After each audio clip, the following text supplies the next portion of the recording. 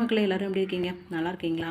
இதுதாங்க எங்கள் வீடு. பாண்டிச்சேரியில் நான் இருக்கிற வீடு. வீடு ஒன்றும் பெரிய வீடு கிடையாதுங்க. வீட்டோட அளவுன்னு பார்த்தீங்கன்னா 15க்கு 30 தாங்க. குடிசை வீடாக இருந்தாலும் சொந்த வீடாக இருக்கணும்னு நிறைய பேருக்கு ஆசை இருக்கும். அந்த ஆசை தாங்க எனக்கும் வந்தது. வசதின்னு பார்த்தா பெருசாக எதுவும் இல்லைங்க. ஒரு 10 பவுன் கிட்ட விற்றுட்டு மீதியெல்லாம் நான் கடன் வாங்கி தாங்க இந்த இடத்தையே நான் வாங்கினேன். வாங்கினதுக்கு அப்புறம் தான் தெரிஞ்சது ஏன்டா இந்த இடத்த வாங்கணும் அப்படின்னு ஆயிடுச்சுங்க. ஏன்னா டைமுக்கு எங்களால் வட்டி கட்ட முடியல. வாங்கின கடனையும் திருப்பி கொடுக்க முடியாமல் ரொம்ப கஷ்டமாக போச்சுங்க. அப்போ வந்து லாக்டவுன் டைமுன்றதுனால ரொம்ப நாங்கள் கஷ்டப்பட்டு அவங்கக்கிட்ட அசிங்கப்பட்டு அவமானப்பட்டு நிறைய வலியும் வேதனையும் சுமந்துருந்தோங்க இந்த வீட்டை வாங்கிட்டு.